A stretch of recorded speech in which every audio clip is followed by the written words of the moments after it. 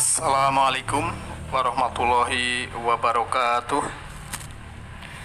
Alhamdulillah, namaduhu wa nasta'inuhu wa nastaghfiruh wa na'udzu billahi min syururi anfusina wa sayyiati a'malina may yahdihillahu fahuwal muhtadi wa may yudlil falan tajida lahu waliyyan mursyida.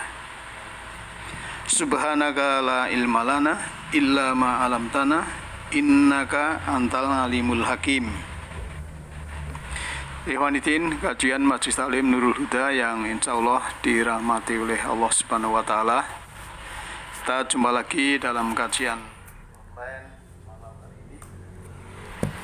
Semoga sahabat dan Bapak Ibu semua dalam lindungan Allah taala selalu mendapatkan anugerah keberkahan berupa kesehatan, kesempatan, kenyamanan, kedamaian, keselamatan, sehingga hidup ini kita jalani lebih indah.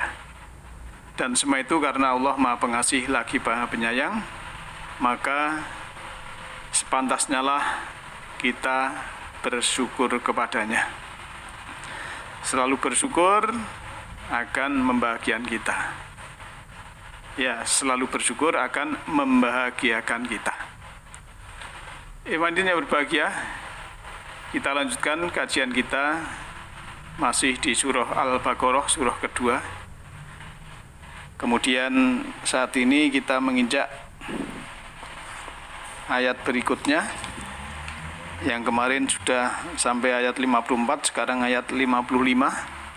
A'udzubillahi minasyaitonirrajim. Wa id qultum ya Musa lan nu'mina laka hatta narallaha jahratan fa akhadhatkumul sa'iqah wa antum tanzurun. Dan ingatlah ketika kamu berkata, wahai Musa, ya ini Bani Israel ya, umatnya ya, kami tidak akan beriman kepadamu sebelum kami melihat Allah dengan nyata, dengan jelas. Maka halilintar menyambarmu sedang kamu menyaksikan. Summa ba'asnakum mim ba'di mautikum la'alakum tashkurun. Kemudian kami membangkitkan kamu setelah kamu mati agar kamu bersyukur. Ikhwaniddin yang berbahagia, ini memang ada kisah bahwa umat Nabi Musa mengatakan, saya baru beriman kalau saya baru melihat Allah dengan jelas, dengan nyata. Ya. Maka begitu dia berkata demikian, ya, di sini ada ayat metafora, yaitu halilintar menyambar dan dia menyaksikan. Waktu dia berkata begitu, dalam kesadarannya ada halilintar yang menggelegar di dalam jiwanya, sehingga dia itu seakan-akan mati. Mati pikirannya, ya, mati kesadarannya, sehingga kemudian Allah membangkitkan setelah mati kesadaran dan mati pikirannya tadi, maka disuruh bersyukur, la'alakum tashkurun. Ayat 56-nya begitu kan. Kemudian dalam 57-nya, dan kami menaungi kamu dengan awan dan kami menurunkan kepada kamu manna wasalwa. Makanlah makanan yang baik-baik dari rezeki yang telah kami berikan kepadamu. Mereka tidak menzalimi kami, tetapi justru mereka menzalimi dirinya sendiri. Dalam ayat ini yang ke-57, bahwa Allah menaungi dalam arti kan memproteksi, ya, memproteksi kepada orang-orang itu. Sebab setelah ada halilintar dalam dirinya, itu kan dibangkitkan dari mati disambar halilintar, maka bersyukurlah, itu hargailah. Jadi dari halilintar pada dirinya, mati pikirannya, mati kesadarannya, kemudian Allah membangkitkan, maka bersyukurlah. Dan Allah juga memberikan yang berupa rezeki, berupa makanan, mana wasalwa, ya. Dalam arti yang letterlek, dalam dari sisi syariat, mana wal salwa ini kan sejenis makhluk, mana itu jenis madu, sedangkan salwa itu jenis burung puyuh. Tapi dari segi hakikat, ya, mana ini memang jiwa yang mendapatkan rezeki yang manis ibarat madu, sehingga kesadarannya dan pikirannya akan menjadi cerah. Oleh karena mereka itu kalau ada hal-hal yang zalim itu bukan dari Allah, tetapi mereka sendiri yang mendolimi, atau zalim itu dari dolama yatlimu, gelap, menggelapkan dirinya sendiri. Banyak sekali ayat Allah tidak menggelapkan, tidak mendolimi kepada orang, pada manusia. Maka secara pragmatis, ya, ayat ini kan perjalanan seorang umat, ya. Maka apapun peran yang Allah berikan kepada kita, ya, peran yang mengenakkan atau peran yang tidak, itu harus kita laksanakan sesuai kehendak Allah, sehingga kita merasa damai di peran apapun. Sebab apa? Itulah jalan hidup kita. Sekecil apapun peran kita adalah anugerah darinya. Ya, di planet bumi ini kan ada sekitar kurang lebih 6 miliar manusia, ya. Dan 6 miliar ini manusia ini punya jalan kehidupan masing-masing. Karena kan setiap individu itu punya jalan sendiri-sendiri, punya keunikan jalan hidup sendiri-sendiri. Jadi kita nggak usah bandingkan dengan yang lain, ya. Kita harus hidup berdasarkan jalan kita sendiri, karena kita harus jadi diri sendiri. Maka jangan dibandingkan dengan siapapun. Itulah jalan kita. Sebab apa? Kita dapat ilmu normatif sama, ya. Tapi jalan kita sendiri-sendiri. Ilmu yang kita amalkan sama. Tapi kan ceritanya, ya, satu dengan yang lain di antara kita ini kan berbeda. Peristiwa yang kita alami juga berbeda. Ujian yang kita dapat juga berbeda. Karena kita sudah punya frekuensi sendiri-sendiri. Kita sudah terkuantisasi. Ya, baik pikiran roh kita ini sendiri-sendiri. Kita sudah punya frekuensi sendiri. Seperti saat ini kita punya nomor telepon kita ini kan sendiri-sendiri, tidak sama. Berapapun kita di dunia ini nomornya tidak sama. Email juga tidak sama. Dan itu tidak, kalau dihubungi tidak akan keliru dalam komunikasinya, baik itu WA, FB, email, ya, SMS dan lain sebagainya tidak akan nyambung pada yang lain. Semua sudah punya frekuensi masing-masing. Ini kan luar biasa. Nah, itu yang teknologi manusia. Ya, di dunia informasi, komunikasi, ya, kita punya privasi sendiri-sendiri. Apalagi kalau kita menginjak atau mendalami dalam dunia spiritual. Ini kan frekuensinya lebih tajam dari yang saya sebutkan tadi. Bahkan stromnya juga lebih luas dari itu. Kita punya jalan hidup sendiri-sendiri. Ilmu yang sesungguhnya adalah pengalaman hidup yang kita jalani. Juga hidup yang sesungguhnya adalah yang kita jalani sehari-hari, saat ini, sekarang ini, dan di sini, untuk hidup lebih baik yang akan datang.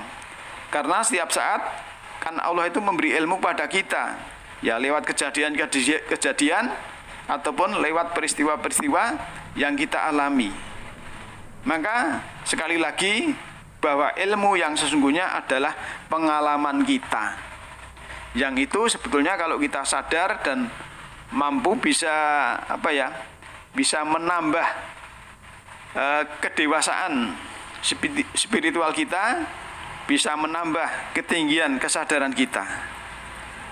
Nah, Ikhwanuddin yang berbahagia, oleh karena itu kalau ayat kita lihat, ambil pelajaran secara pragmatis, ya kita peran apapun yang kita dapat, kita tidak usah merasa menderita, karena setiap umat punya jalan masing-masing. Tinggal kita milih jalan yang terbaik atau jalan yang keliru. Kita lanjut ayatnya yang 58 ya. Di sini disebutkan, wa id qulnat khulu hadhil qaryah fakulu minha haitsu si'tuma ragadan wadkhulul baba sujjada wa kulu khitah nakfir lakum khotoyakum wasanizi, ya, saya ulang, wasanazidul muhsinin. Dan ingatlah ketika kami berfirman, masuklah ke negeri atau Korea. Ya, kalau di Depak digurung Baitul Maqdis. Nanti negeri apa maksudnya ada keterangan yang sungguhnya lewat ayat-ayat yang lain. Maka makanlah dengan nikmat berbagai macam makanan yang ada di sana sesukamu, dan masukilah pintu gerbangnya sambil membungkuk dan katakanlah, bebaskanlah kami dari dosa-dosa kami, niscaya kami ampuni kesalahan-kesalahanmu, dan kami akan menambah karunia bagi orang-orang yang berbuat kebaikan. 59-nya, lalu orang-orang yang zalim mengganti perintah dengan perintah yang lain yang tidak diperintahkan kepada mereka, maka kami turunkan malapetaka dari langit kepada orang-orang yang zalim karena mereka selalu berbuat fasik. Ikhwatin yang berbahagia, di dalam ayat ini disuruh masuklah ke Korea, makanlah hasil bumi, ya. Ada buah di situ, ya. Kalau dari metafisik, ya, ada buah kedamaian, buah ketentraman, buah kenyamanan, dan juga waktu masuknya itu dari pintu gerbang sambil sujud. Maksudnya sambil patuh, ya, tidak sombong, ya, kita nolkan pikiran sehingga kita dapat pencerahan. Nah, oleh karena itu, kalau Allah sudah Maha Pengasih, Maha Penyayang, Maha Pengampun, ya, di ayat sebelumnya, karena orang-orang itu memang dalam pencariannya kepada Tuhan, mencari kebenaran, itu punya jalan masing-masing, tapi kadang ya agak keliru sedikit, ya, dalam menjalani kejadian ataupun peristiwa kehidupan kita ini. Kadang kita ini, ya, namanya manusia, ya, tempat lupa dan salah. Kadang kita lupa, kadang kita salah, ya. Maka begitu kita diingatkan Allah, selalulah kita segera kembali. Karena orang yang baik bukan orang yang tidak pernah berbuat kesalahan. Ya, orang yang baik adalah orang yang begitu ada kesalahan, begitu ada kekhilafan, begitu ada kelalaian, dia sadar. Seperti kita lihat para nabi dan rasul, begitu ada kesalahan, dia akan insaf dan bertobat.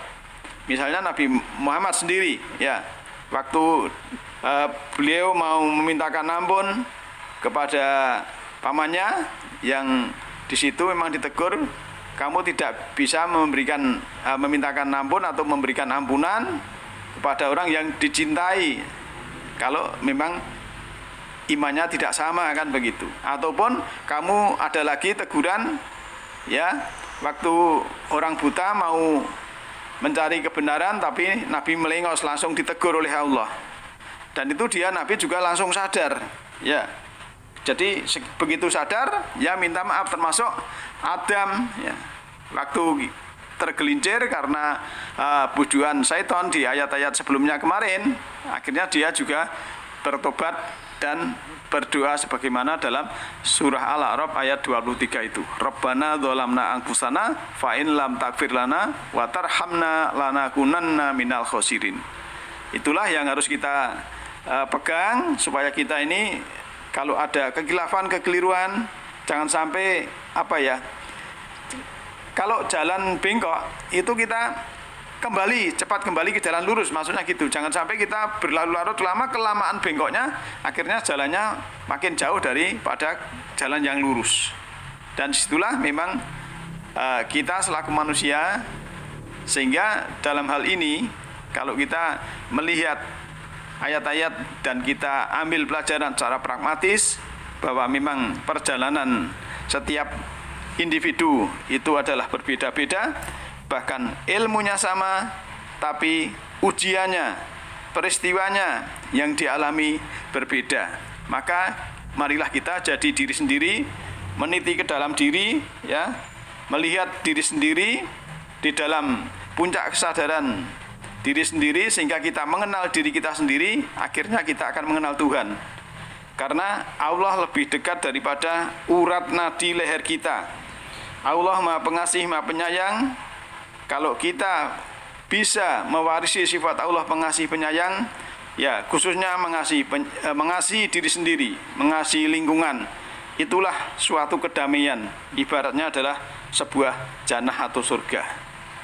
Demikian kajian pada malam hari ini yang berhubungan dengan surah Al-Baqarah sampai ayat 58. Mudah-mudahan ada manfaatnya. Kalau ada kesalahan kata, saya dimaafkan. Lain waktu kita bisa sambung lagi. Mudah-mudahan dan semoga sahabat dan Bapak Ibu semua dalam keadaan sehat walafiat, dalam lindungan Allah Ta'ala, walaupun situasi pandemik. Ya insya Allah kalau kita selalu berusaha dalam hal kebaikan, Allah akan memberikan perlindungan kepada kita semua. Demikian, nasrun minallahi wa fathun qarib. Alhamdulillahirabbil alamin. Assalamualaikum warahmatullahi wabarakatuh.